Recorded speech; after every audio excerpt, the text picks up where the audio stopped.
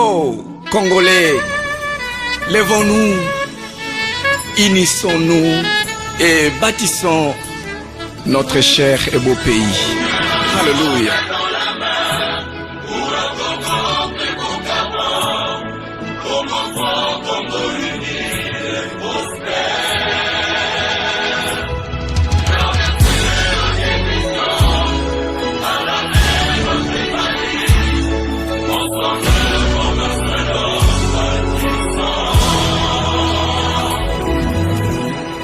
C'est le temps de suivre l'émission Actu de province, une émission présentée par moi, Gulin Pételo. Dans cette émission, Nayambi, l'ex-directeur de cabinet à l'excellence à Toumatouana, il s'appelle Nzeza Zingeti.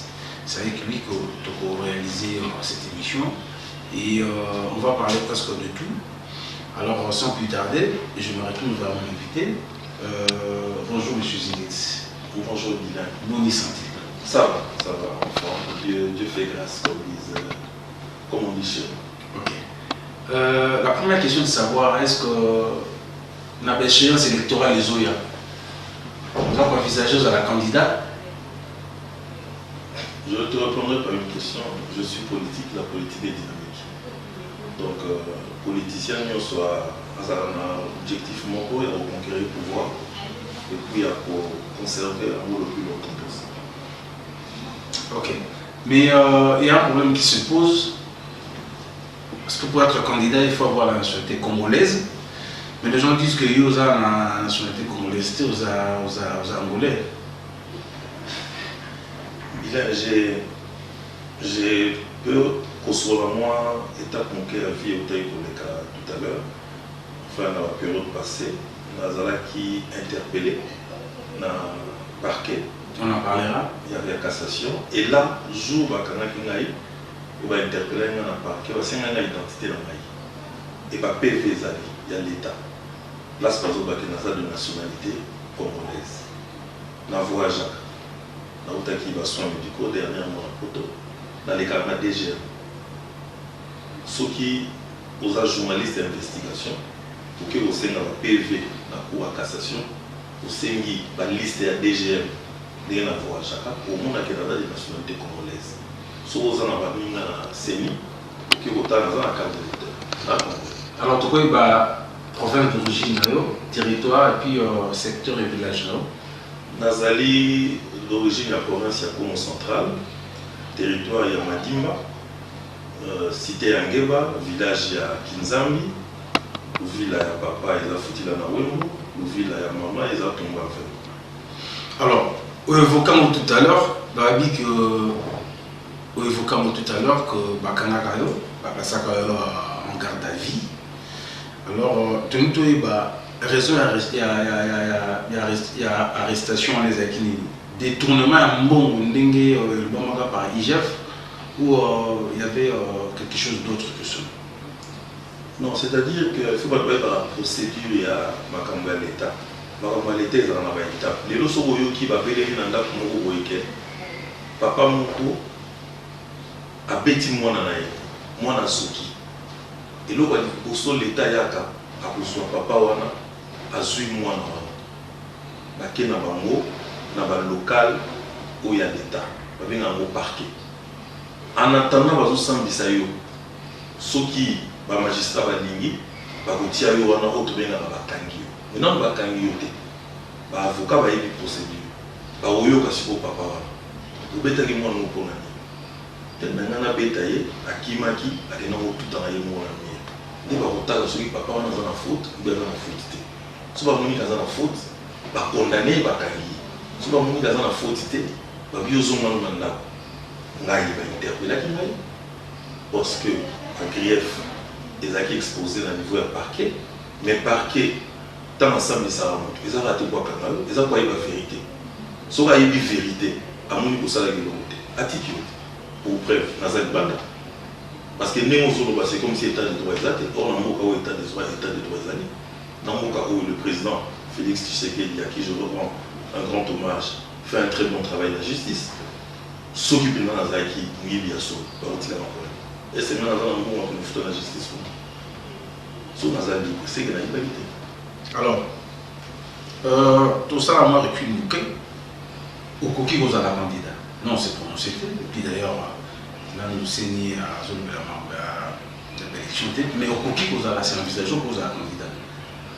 Belé va pas dans la candidat député. Bah, comment il va député.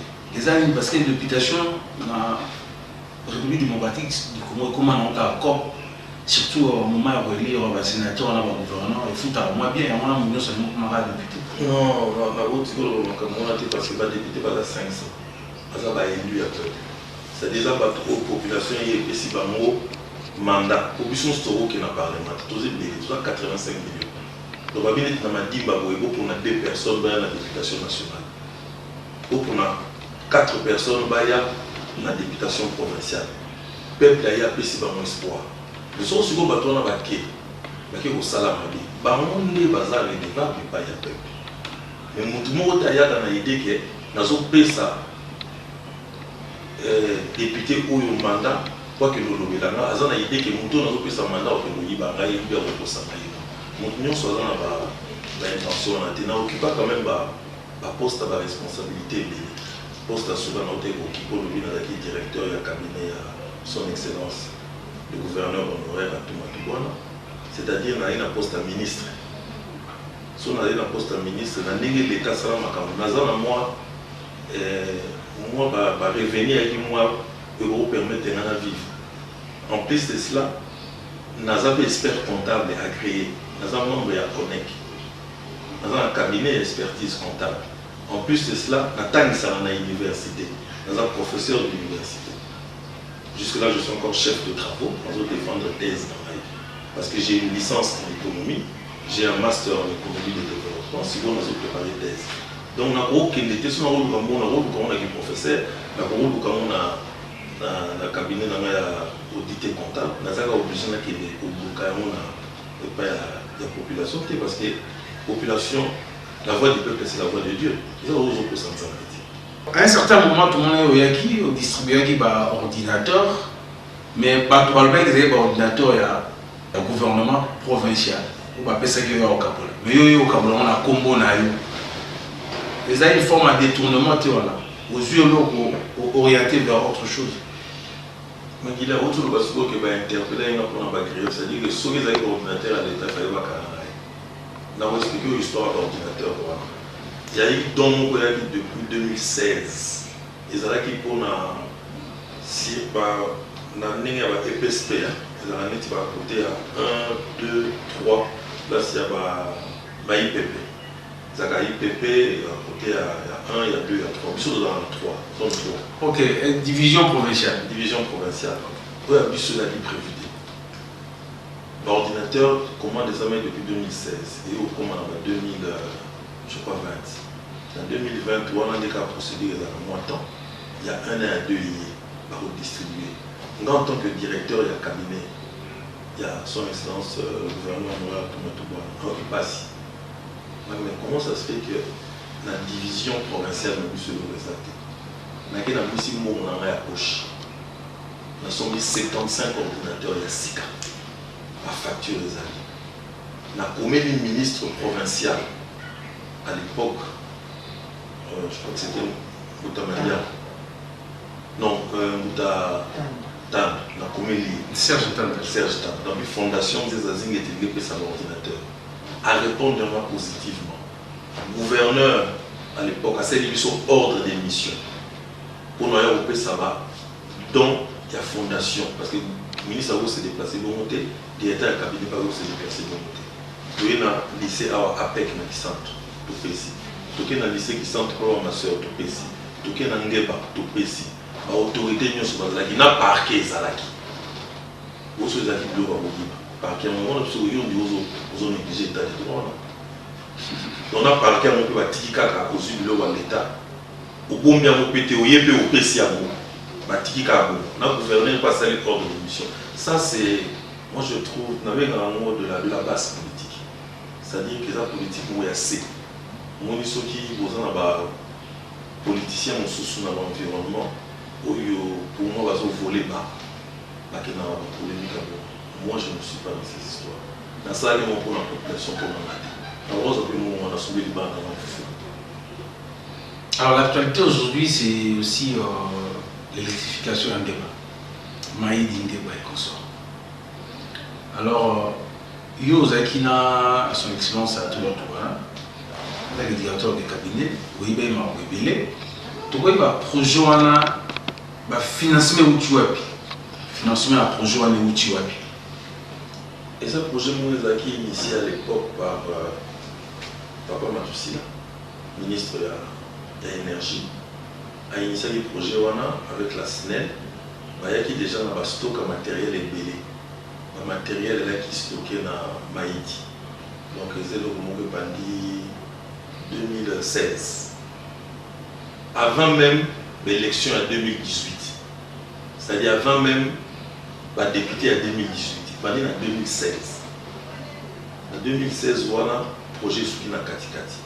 SNEL, il fallait qu'il ait mis un dame tant le gouverneur a tout aillé, de proposer un projet. Parmi les projets, on a retenu tout style de projet où ils allaient initier à l'époque par Papa Matoussi. Tout celui de SNEL a dit que, par exemple, avant moyen d'unité, il faut province à Bakissa une partie. À Bongo, on va continuer, mais ça n'a pas de ça. Tant que tu as 100 jours, de inscrire en haut parmi les priorités où il fallait qu'il y ait ça. Le gouverneur, à tout le monde avec le gouvernement provincial, et moi j'étais son directeur de cabinet, m'a inscrit en haut parmi les priorités. Malheureusement, tout le monde peut voir. Comme procédure, il aura toujours moins de temps, Dieu soit loué, l'élo, gouvernement provincial, à mettre à disposition la SNEL. C'est pour cela que l'actuel gouverneur, son excellence, Ibandu, a fait si feu vert, Isala et Bandi. Mais on peut ça déjà un bon 50 000 $ et pas docteur Matoussi là. Il y a un bon moment détournant. Et l'Obama quand même. Tu as une preuve de la polémique. Tu as un historique, il y a dossier où il y a courant à Maïdi. Il y a des dossiers de personnalité. Ils ont une entité. Ils ont un dossier au gouvernement provincial. Le gouvernement provincial a tenu à disposition. Bon, voilà pourquoi on sait les autres continuer. Mais ils ont honneur dans l'histoire sur le Madi. Surtout les Tingaï Mutangé. Parce que tout le monde est origine. Papa Boutingaï, comme les Akinzes Zingeti, Raphaël, Azaki député national, Yamadiba, et on a dit Lukaya, Baoube n'a pas commissaire du peuple. Bakundaï na Kinzambi à 18 km. So na zaki mutu akasango mais là kuna papa na kasiko so na zaki mutu ache mais là kuna papa na ache so ba kundi papa na awa na ngeba awa à 17 km c'est que na mutangeba au bout et puis ngena za mona ya papa na donc projet à électrification à ngeba Maïdi ngeba et bandaki pas honorable Matoussi et ya zaki ministre de l'énergie mais pourquoi pas le belé sous mingité kasi on a l'obité. Mais il y a un lobby. Ce n'est les alliés Awa. Beaucoup de tout dans le centre Maïdi Awa. Depuis quand va stocker matériel? Matériel va transformateur, va déposer en camp. Va déposer avant 2018. Mais qu'est-ce qui fait que Batmoussou va bimélan, comment je dirais, c'est-à-dire que bimélan, dès que on est leader, Matoussi la bâtie vraiment la paix, mais puis Matoussi a moins réagir. Mais Papa Matoussi là. C'est un homme d'État. C'est un homme d'État. Le gouverneur a tout. C'est un homme d'État. Alors, tout le monde, quand tu fais pour l'État, pour se vanter, vous savez qu'on a l'État. Et là, on va chérir, on sait qu'on a l'État, on se vanter. Si tu es un homme d'État, on sait qu'on a l'État, on va vous mettre en c'est ça la politique. Le gouvernement qui chasse à Tindara 1,5 million. Il avait fallu les 10 territoires se les partager. Alors, bon, ça dit 150 000 $, il y a un cataracte. Il y a un tongi banzela, bétonné banzela et consort. Il y a un matin Bekenda, pour il fallait pas ça banzela, il fallait pas bétonner, capoblé. Tior Saint-Luc, mission Saint-Luc. Il fallait pas ça la bretelle qu'on a dans la diocèse et l'équipe n'a Simabu par Capot Bleu et l'équipe Awa. Les bossos et pas dans la gare Awa et doublé ti et puis il va prendre un pont. Bah ça on monte pour nous. Bon on est qui là. On y il est dans l'Isana Bandoki. Zana Nandoki. Comme on va en fond on va Bandoki Kalawa. Zana Nandoki. Ceux qui aux gens qui peuvent venir gouverneur, ils ont chance. Parce que, alors, moi, ça là, papa. Avant, on a papa et on s'est dit que non, on va dire que les bandes va aller qui nous va saucer. Il m'a opé ça. Aux autres là, papa dit que nous avons une bande. Nous sommes tous ça là, en tant que directeur et cabinet gouverneur. C'est-à-dire que le dossier où ils ont dit, quel que soit mon toyer, ils ont attaqué le dossier Madimba, puisque nous avons un territoire, nous avons un terrain dans la. Donc, tout le monde me dit pourquoi il faut avoir un gouverneur, comme on dit, Panzi Likolo, comme Bongo et Bi. Au monde, il y a un projet belé. Et ça va pour Bisso, tout ça qui peut bien un gouverneur. Même si mon tour est là, on a un projet photo repeindre la cathédrale, au PC projet par gouverneur et l'équipe pas directeur à cabinet. Ils ont un bilan pété le montagne. Maintenant, on va nous rappeler gouverneur de son excellence. La cathédrale parce que papa Pété Loisali Banda a joué vraiment. Moi, j'étais surtout au Salissa, gouverneur au PSA. Ah, ministre des Finances, ministre Ambo. Mais sauf si vous êtes au Lungwe, on t'a rappelé le gouverneur à Zatin. Il y a un bon moment, il y a en fonction. Bon, 1 500 000. Mais oui, 1 500 000 en fonction. C'est pour ça que tout ça qu'il dit, c'est un projet. C'est Nakat, il y a 1 500 000 des projets. Il y a Maï Diwan des années, il y a un projet où tu es allé dans Madimba. Oui, mais ça, $100 ça, $100 000 Madimba. Mais ça, nous décaissé. Il y a le cas, en fait. Et ça, nous décaissé. Sur le tel, il y a un archive, il y a décaissé. Et ça, il y a un papier, procédure à décaissement. Il fallait que. C'est pour ça que je vois mon sac. D'ailleurs, à l'époque, on a des difficultés dans Madimba parce que dans mon sac, il y a un projet sur Madimba. Il y a un projet où il y a un projet. Parce que ça qui ça va bon, mais toujours tenté, tout le monde n'a pas fait. Tant tout le monde n'a pas fait, son excellence Justin Lemba, gouverneur honoraire à Yaki, on a vu la priorité à la quitter, mais de nous on s'est rendu compte par exemple que non, son excellence le gouverneur Gimba Aye a initialement parlé de la priorité, mais de la priorité. C'est pour cela que il y a un moment dans le projet où sous mon tabou rappelé à Zate, le projet où sous le continent. Est-ce que bon on les a? Ça fait une année qu'on a dirigé sur le thé. Donc, on a audité pété. Mais je présume que ce sont des hommes d'État. Même sûr qu'un homme d'État, à Zalaka, au-delà, il y a une émotion. Homme d'État, ça va pour l'État. C'est-à-dire que ces gens qui ont pesé, par exemple, que Bayakotonga et le Gomo Awana, Nakisanto, ou bien à Madimba, na po bandolo batena peso exemple il y a un centre hospitalier tous les financements encore il fallait battre à 6 centres na Lukaya et puis na Kataraka tout sololi gouverneur Epsinai talana ma chef de division de la santé ndenge tout ça pour placer mon on a qui consolide la zone de santé qui consolide, tout placer financement pour la maternité, tout placer centre moko, parce qu'il y a et ça place tout placer financement dans la clinique. 4 sur 6. Dans le 8 des Angles. Dans le secteur anglais, j'ai 3. Dans le 8 des Angles. Dans le 6, dans le management, dans le chef de division, on a expliqué. Mais c'est aussi bon, on a dit que nous avons attends, nous avons défendre le ministre de la Santé, défendre Makamouga, Yamadimba. Mais à l'époque, nous avons dit le ministre de la Santé, nous avons dit Yamadimba, Oyo, tout le monde a dit. Vous avez raison. Mais sauf si vous avez dit que vous avez dit et na si soana Tu sois 4. 2 qui sont dans Banzango. Voilà, 2 qui sont dans Banzango. Nzelange Baji au moins 3. 3. Qui sont dans une mort. Vous pensez à un fouté pour l'année. Parce que vous avez un fouté. Non, ils ont monté dans le but que toi, ils ont un fouté pour faire le hôtel. Tu as fait le hôtel dans le projet. On a besoin de bah, pont, vous avez relié territoire, ni dans secteur ya Yangeba. Pont, vous avez réhabilité. Même si on a par exemple, que tous allez dans Moutamandia. Imagine si que son on a dans Moutamandia. Moutamandia, moyen ministre de la Santé, que nous photos soit 4. Il y a une excellence, non, ministre, oui, après ça soit rien. Comment ça se fait que côté Naïe, soit 4, ici à Mwanda, il n'y a rien, à Kassamoul, il n'y a rien, tout le monde pas ça.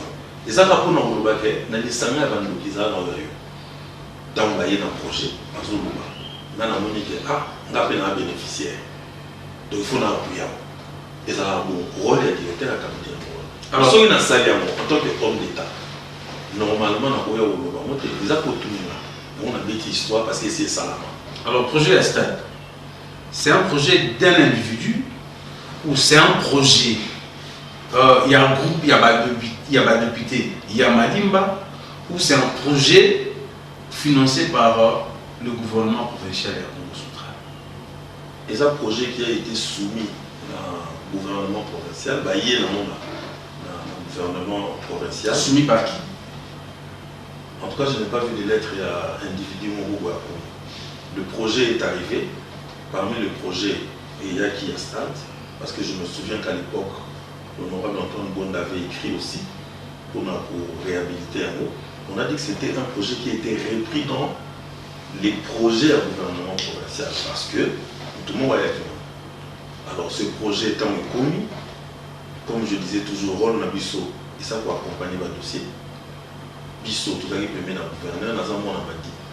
Si on a mon élo, on a Madi, mais na robo ya monté.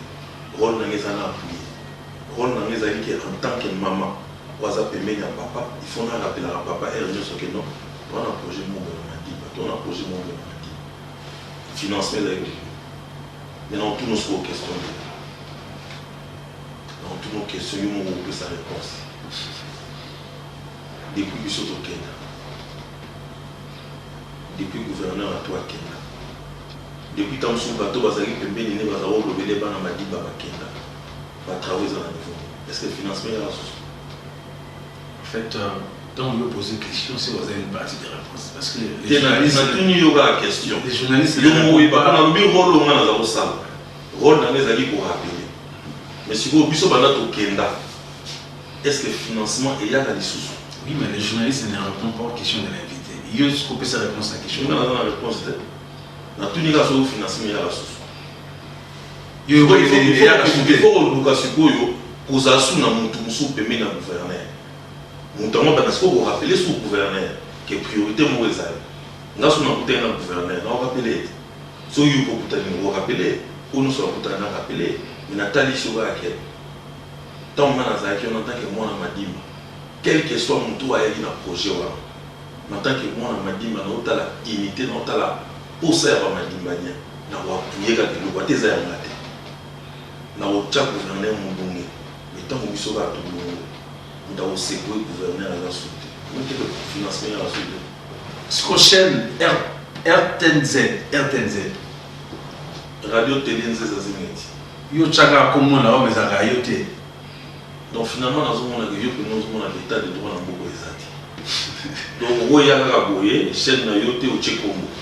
ANER Azali, parquet Azali, police Azali, nini ya blanchiment ya mbongo Azali, batikiyo, ozwa caméra ya batu, ozwa nini émetteur oche, ozwa antenne oche, na biloko batu oye oche, bakangi yote, ovandi. Pendant que vous avez un problème na parquet, baboto lui a voté. Nous avons représenté Moutoua. L'ex-gouverneur honoraire. Non, d'ailleurs, nous appelons ça non, gouverneur a quoi, il distributeur à la chaîne à télé. Il disait à la chaîne à télé. Gouverneur a quoi, chef dans la politique, chef dans l'administratif, à qui je rends beaucoup d'hommages, que je respecte beaucoup. Chaîne à télé, dans la facture, dans le matériel dans les États-Unis. ingénieur qui a monté comme on dit Sami Beya azana Kinshasa ba pièce tombe dédouaner qui on azana mbongo nazana ba preuve ya ba dédouanement au na futa na aéroport Anjili nazana ba preuve ya ba lettre ngana koma on a la fréquence nazana ba preuve ya makambo na nyonso au coût des importés ali preuve ya ba facture ya on na somba ngai facture nzeza zini siko olobani ya bona que excellence gouverneur après ça un bon on est na sombi azoki azo mo ka kesa pesinga esa mo na ngai za économie na ngai za chaîne na ngai nazana ba facture nyonso ce que ça y a ba tout na parquet ou avec les aïe abisi ba facture na pe na bisi ya ngai même sur place dans somba aux États-Unis ça veut dire qu'il n'y a pas personne qui a eu ba mo pesa mo na ngai mutu na somba na somba aux États-Unis ngai na sombi mutabanda l'idée on est là conseiller na sombi ya film tête mais faire bino tous dans la chaîne na chanter na ke na sombi na ko contacter na puisse au comme ingénieur Sami Beya yimta sala chaîne de télé ya Kabam alors comme ça yimta sala chaîne de télé na ngai yimta sala chaîne de télé ya docteur Yoba azan moi reconnu na milieu na ke na moni ingénieur Sami Beya na bi Sami na fait na sa chaîne télé est-ce que na tarba matériel pour au son na zui visa na ngai na ke aux États-Unis na sombi na ba facture na ye na futi douane na besi asali ngai chaîne na monter na sur mo comme nous au moins na personne au monde na radio télé nzeza zingi eza télévision communautaire pour un intérêt à bana ya Mandimba eza pour ngai eza pour un intérêt à bana Mandimba question moko ngai monsieur Zingit le pango za kaya yo tout c'est pas beaucoup de langue déjà le pango za kaya ngai eza normal parce que j'ai dit tout à l'heure en école de l'émission qu'avant dans un directeur de cabinet, j'avais une vie que je continue, j'enseigne à l'université, dans un cabinet d'expertise comptable. Le plan nous a tout simplement parce que dans ce qui est en haut, avant dans un directeur de cabinet, deuxièmement, dans ce qui est en haut, honnêtement, et troisièmement, l'accusation aux autres, l'État va y avoir une liberté. Parquet va remettre en liberté, la simba qui en attendant, va fouiller. Bah il va soulever ma caméra aux assos. Tant on va fouiller, au monde qui est assos. Par quel hasard la carte sur le ticket les mots à Cambo. Il faut fouiller. Soit on dit que vous avez une raison, au bimina donc là qui est innocent. Ok. Le Kaya, plus précisément Mandimba, territoire et ça n'a pas honte. La raison c'est quoi? Kasi madame toujours ce qui est important justement. Ils allaient au lieu de faire tout film dans Facebook, tout film dans les réseaux sociaux, nous avons opposé le moussous. Nous allons venir dans la histoire. Nous avons dit que biso baleki tout pas mikolo si ba moni baleki na ba madimba bazomata basimba ba na mabo to bima to sangana to zala ini pour résoudre les problèmes ya madimba. Papa tokenda na Facebook biso baleki tozo finga mikolo na Facebook ba mikolo musuta mususu bazotinda ba communicateur bazofinga ta mususu ba mususu na Facebook non parce que ba problème ozo ba monde des important pour ni toi na banque toi na banque parce que toi na société mo malonga te parce que mbongo zo circuler te banque eza na mbanza mo et pas na biso toza na monter ndambo wa société o ezali awa bakenda converser mo na mbanza mo soki to ali na flux moko économique ya makasi où ils ont tourné awa tonga tous en la banque awa il n'a que résorber le problème de chômage moi na tangisa na ena ko moko ba benga mo finance publique na kati ya finance publique ba ko expliquer bino que quand l'économie est désarticulée, c'est-à-dire que quand l'économie ne suit pas les règles de l'art, le flux financier n'est pas capté. Vous n'aurez que des petites histoires comme Equity a fait, ce qu'on appelle cash express, et tout ça pour capter, ce sont des tentacules, pour capter pour normalement la banque. Mais la vraie politique bancaire n'est pas là. Imagine que aux entrepreneurs, pour ça, la table menuiserie, pour que le côté sa crédit, il faut que narrative n'en parle. Pour battre quelque chose. Pour dire ça, mon salata pour l'aïe. Et tout ça, ce sont des vrais problèmes, les problèmes d'insécurité, problème de chômage, il y a la gêne. Le problème, il faut tout attaquer. Il y a une fondation en Ngaï, fondation des Azingeti, et puis ça va pour l'informatique. Pour nous, gratuitement, pour nous aider. Mais pour la petite histoire, tant qu'il y a aussi un problème, il y a pas que. Il y a un ordinateur qui Kimbal, il y a un ordinateur qui est dans le centre de Ngaï. Et celui qui l'a dit bien, tu as dit, oh, vous avez sentinelle à Zakiwana. Vous avez un membre de la cellule de Montemoko. Tu vois un peu? Donc, sentinelle, on a résolvé le chômage. On a un membre de la cellule de la partie politique. On a eu sur l'ordinateur. Complicité déjà. Tu as dit, tu as fait Facebook, tu as fait WhatsApp, tu as fait tout ça l'émission. Tu as décidé. On a fait Facebook. Et qu'est-ce qui peut arriver sur le communicateur dans la film? Le communicateur, d'abord communicateur dans la honte parce que je t'ai dit, moi je suis un homme d'État. Je ne vole pas bas. Je ne vole pas bas dans des polémiques inutiles, des polémiques futiles. Ce n'est pas ma tasse de café. Moi je suis un homme d'État. J'aspire à être un homme d'État. Je respecte les hommes politiques. Je ne peux pas me mettre dans les cas. La chaîne de mon gouvernement, avec dedans. Je ne peux pas commencer à calomnier mon Kibofinga et ôter papa n'a angolais, ôter au cimetière avec ses bons angolais, au monter les américains, au monter non, c'est trop bas. Tout ça, on a un problème important à Bajen Banam Sarati. On a un problème important à Nzele Zati. Il y a moyen de régler le problème.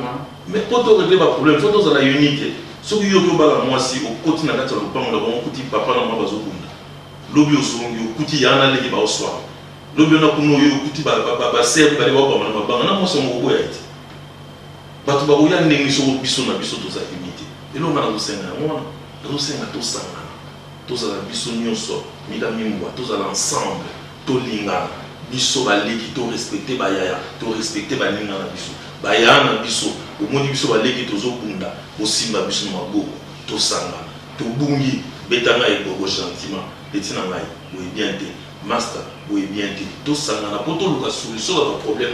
Mais par rapport à l'ego, il y a pas de ça n'a pas gâté. C'est que développement peut être ego ni va faire. Que ngaine mususu te ngaine. Yo za ndenge ni danser. Est-ce que nous sapimo ko sur la minimum mata ko tozuli sapimo vimisa mo chama ya moto. O so ko hotel. Ngo fo ba ke sapimo ko sur le militaire. Pourquoi ça mi sapimo?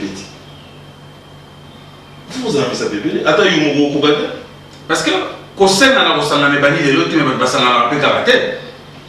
Ah oui. Non, mais on a un peu on a mis ça les athées. On a dit ma banque est athée, chômage, elle est sécurité, les athées partout. Quand c'est pas vrai pour un photo de barrière. Au final, les autres continuent là. Mais toi, tu gagnes ma campagne toujours les athées derrière moi. Mais ma petit gâté, c'est la nature humaine. Non, moi je suis dans un communicateur à celle où on a au Bénanaï. Quoi, mon est responsable. Communicateur là, on a fait sur Facebook. L'on l'a été. Il sait pour le insulter. Parce que l'autre souligne dans ma team des airs, moi. Mais celui bon, on va bâtir là. On a la tête. Maintenant, depuis que ton papa n'a pas eu de Raphaël, Azali député national, Bazara va vie qui sombre, Bazara va vie qui masse, Bazara va papa Antoine, Bazara va papa Antoine Gonda, Bazara va papa Dimbambo, Bazara va papa Mpanzu, Bazara va Nani, va union Soana, n'a pas Bazali va député, n'a pas député, Bazara va nous la campagne.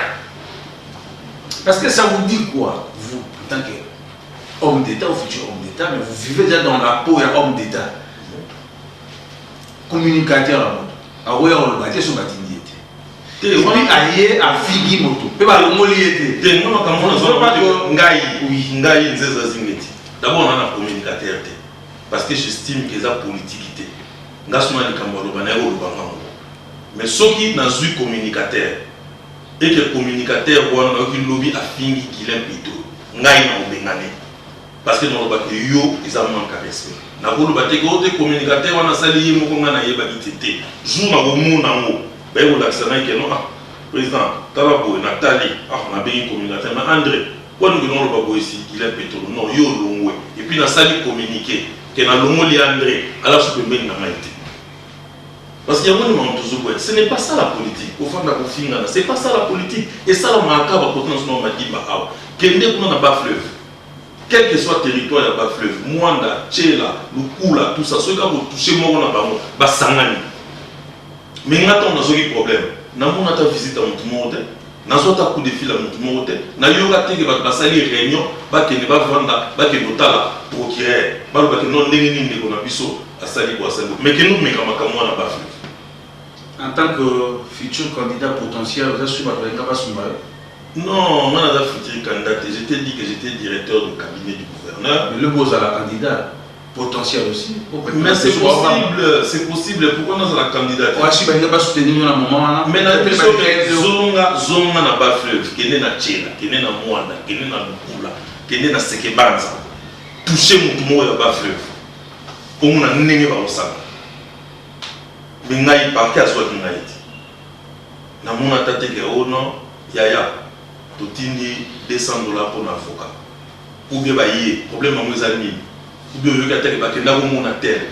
Au monde a pas communicateur, parce que c'est qu'on a Facebook. Aïba qui, asala qui boye, bon mamuibi, nini fala qui radio ya yete, ou pas mon bagoboto là. Tout ça est-ce que bon on est ma dit mais quoi faire? Ma kambiso le ni na te bon chômage ba gère no bana kimba, bana fou, bazana na ngufu awa, ba bazana nguba kuna. Bon chômage ba bana ngidi nga ba baza partout. On a toujours qui pas monter. Hôpital les athées, banzele les athées, tout bananga makamba ya nini ka. En fait, tourne presque dans cette émission. Merci. Nana pose une question. C'est en tout cas c'est sans tabou. So yo que nami ngeba. Non, non, il toque ngouf. La question est similaire avec notre. Qu'est-ce qui ne va pas dans la tangouf? Vous avez raison. C'est-à-dire que nazana ndaku na ngeba. Nazana famille na ngeba. Nazana cimetière papa pe na ngeba. Nazape na mon activité kuna. Donc on a ngeba na kendaka kuna politique. Na ngeba na okene na bilanga na ngana tala suba bambale koli na okene ngeba kuna zana ndaku kuna na lalaki kuna na okene ndaku pozu na ngeba pozu wana fubacha peinture na tomba papa kuna na papa wa kuna na ngeba donc fona kende batangu foroza ya nini kuna batangu futa fondation de les ali déjà fondation a déjà implanté na ngufu fondation da na ngufu de bon na citense bon na fukiku bon na nkan bon na kimba on nous suka na ngufu bon na fidi malebe bon na kikosibili bon na na toute fondation au comment des ali bête na ba l'info tout ça fondation des ali dans fondation aux ala partout alors ça tali caméra oui to chité wana ni no ko bisa la population ya comment sont en général et à Madima en particulier na oui bisa bande mona ngai que tout ça la politique ndenge mususu tout le monde politique oyo ya ko yinana politique ya ofinga na ba réseaux sociaux politique ya kibongai tout le monde politique ya honneur politique ya orgueil politique ya conflit tout que na politique ya kolinga tout ça ba ya pe ba misusu to banga baleki wana to respecter ba mosu bazo ya to benga ba na pembe biso pe tout ça baleki ya ba ya misusu bomoni biso merere benga leki na wana pembe leki na ngai boete to simba ni to keni boso boso to za ya kusangana makambo ya chômage to lokela mo solution makambo ya misala to lokela mo solution makambo ndenge journaliste atuni papa Guilain pour ni banque ezate to lokela mo solution makambo banzela to ko solution go hôpital to ko solution mutu moko takena ko bala mwasi na lupango chaque jour baswanaka soki chaque jour bitulu mana lupango wana ko bala mwasi na lupango wana te siko photo koma lupango na pisa la kimia ezala un exemple ou baza libanda balula biso wa mwasi mwa bitoko ba bala biso isale ya makambo ya na na maison unité na maison ba jeune ou tout ça na autour à fondation ou nous soit kanisaka wa na zo kanisa za déjà membre ya fondation de Zengeti waza na idée que au finalisate au inanezate bito sangana autour ka la solution na biso ya bana madimba asa déjà membre ya fondation de Zengeti oza na carte to ya to vanda to réfléchir ko ba idée zendele vie sur le canal politique vie à partout vie dans ma campagne belé on est dans merci merci naba la ligne sur la monnaie TV Canal Plus si vous voulez pour l'émission bola na YouTube la chaîne Guilain Pételo TV et encore merci tout à la prochaine numéro au revoir. Oh, Congolais, lèvons-nous, unissons-nous et bâtissons notre cher et beau pays. Alléluia.